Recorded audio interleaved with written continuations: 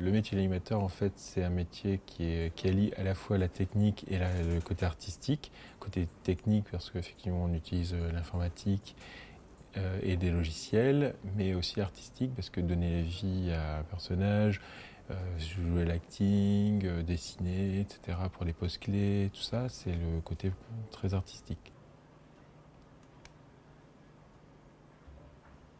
Quand j'ai commencé, il n'y avait pas beaucoup d'écoles en fait qui faisaient ça. Donc du coup, j'ai quand même après mon BTS électronique, en fait, parce que j'ai fait après un BTS électronique.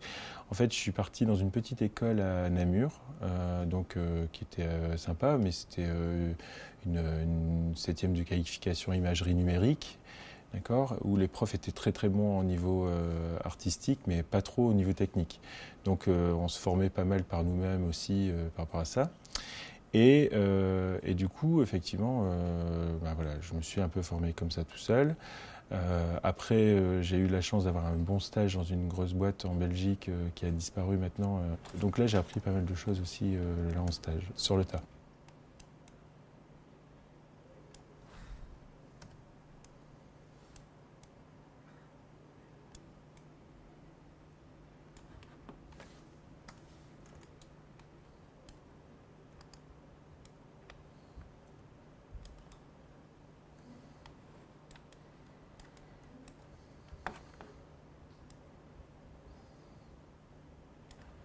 Et à partir de là, après, quand tu travailles sur des projets, après, t'étoffes ta bande démo.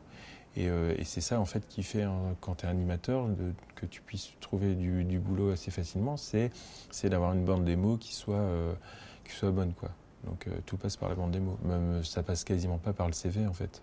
Plus tu vas travailler sur des projets, ou plus tu vas faire des choses même par toi-même, mais de qualité professionnelle, tu vas mettre ça dans ta bande démo, et bien derrière, tu auras plus de chances de trouver du travail. Et puis voilà, et puis après, au fil du temps, après, je suis entré dans d'autres boîtes, je travaillais dans pas mal de boîtes, qui fait que ma bande démo s'est étoffée, et voilà, quoi. Et derrière, après, tu trouves du travail plus ou moins facilement, quoi. Même si c'est du virtuel, on doit se mettre dans la peau d'un personnage. C'est-à-dire que tu animes une balle, que tu animes une boîte de céréales, ou que tu animes un personnage, ou un insecte, ou quoi que ce soit, le but c'est de faire croire effectivement qu'il est vivant. Il faut observer beaucoup, c'est ça aussi qui est important. C'est l'observation, c'est pourquoi pas se regarder dans un miroir en train de jouer l'acting, c'est de se filmer, c'est de regarder un peu tout ça. Moi, ce que je conseille souvent aux animateurs, c'est s'ils peuvent faire en plus, en tout cas les animateurs débutants, s'ils peuvent en plus faire des cours de théâtre, c'est un plus.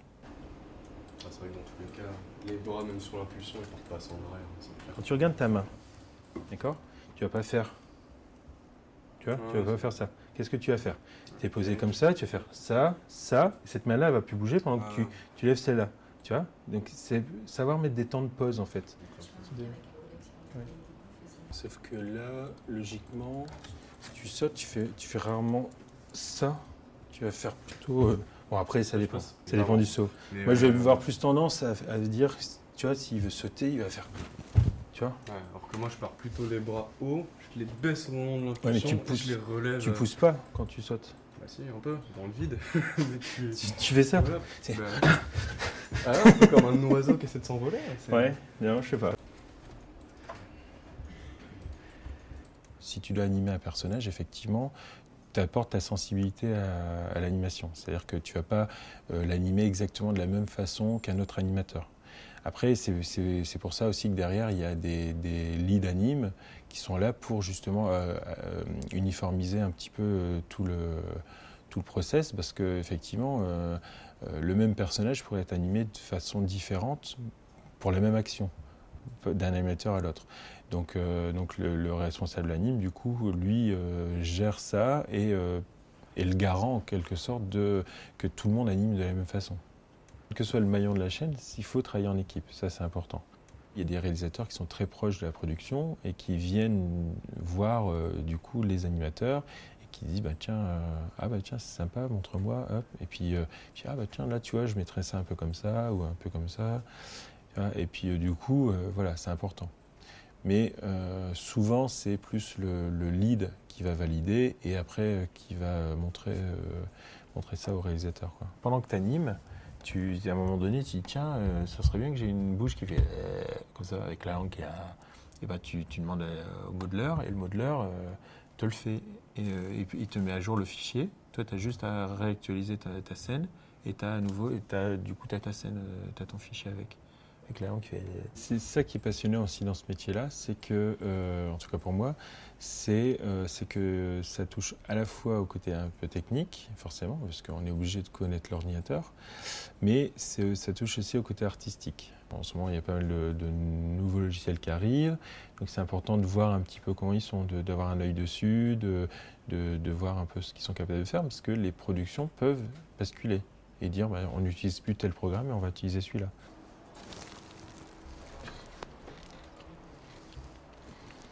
Je peux remettre ma caméra, d'accord?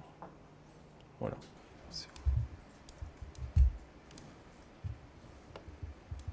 Tu peux faire choses comme ça, tu vois.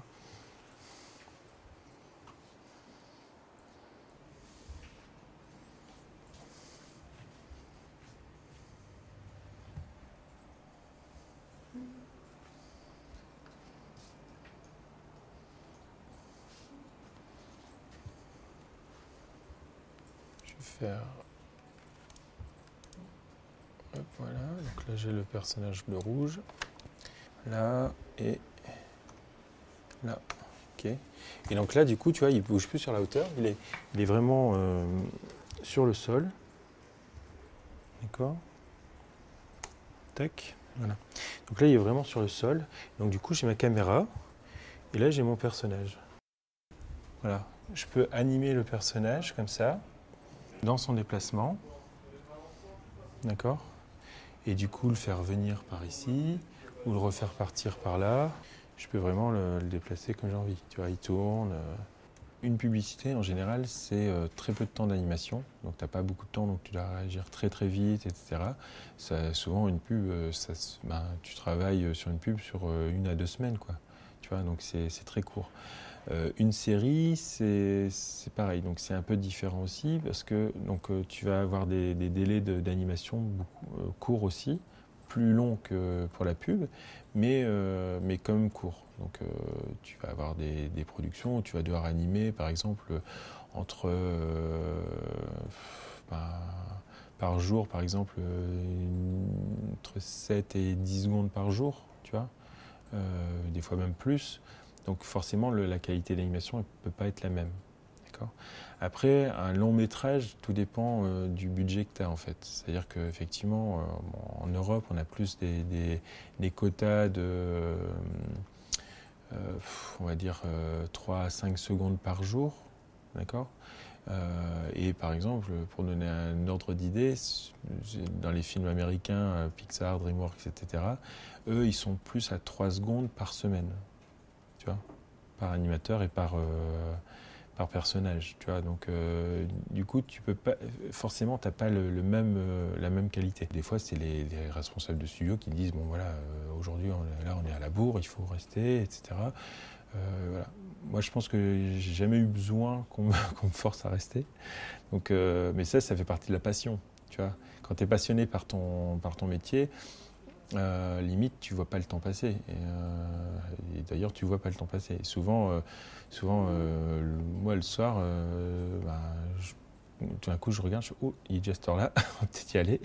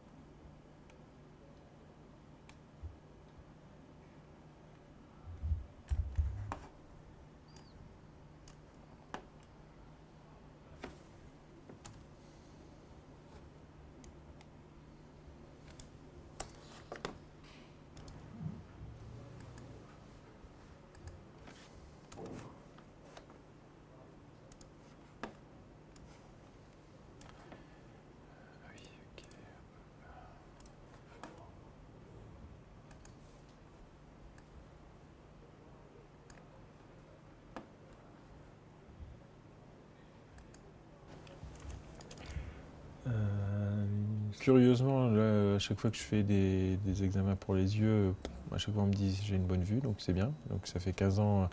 Et puis maintenant, les ordinateurs les écrans sont de mieux en mieux, c'est-à-dire qu'ils te fatiguent beaucoup moins la vue. Au début, avec les écrans en tube cathodique, c'était bon, tu mettais des filtres, tu mettais des tas de choses pour soi-disant reposer ta vue. Mais maintenant, les écrans sont moins agressifs au niveau de la vue, donc ça, il n'y a pas de souci. Après, des fois, il y en a qui ont le canal carpien, là, c'est la maladie de la secrétaire, mais en fait, c'est plutôt, on dit ça, mais c'est la maladie plutôt de l'informatique. Donc voilà, bon, je touche du singe, mais j'en ai pas eu. Voilà, puis après, le dos, ça va.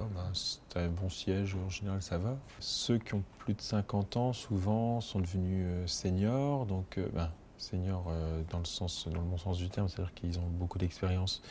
Ça, donc du coup, effectivement, des fois, ils sont un peu plus chers que des petits jeunes. Donc voilà, ils ont plus d'expérience.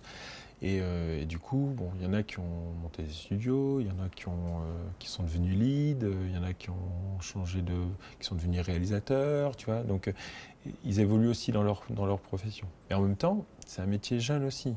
Donc, c'est un peu logique qu'il n'y ait pas beaucoup de personnes plus âgées aussi, quoi. Le gros inconvénient, c'est qu'effectivement, il y a de plus en plus de monde sur le marché et que ça devient difficile derrière aussi, quoi. Parce que tu peux pas nourrir tout le monde, c'est pas possible. L'autre fois, avec un autre professionnel, patron d'une autre boîte, on discutait et puis on estimait à quoi entre 6 et 800 personnes qui sortaient chaque année d'école en France, rien que sur la France.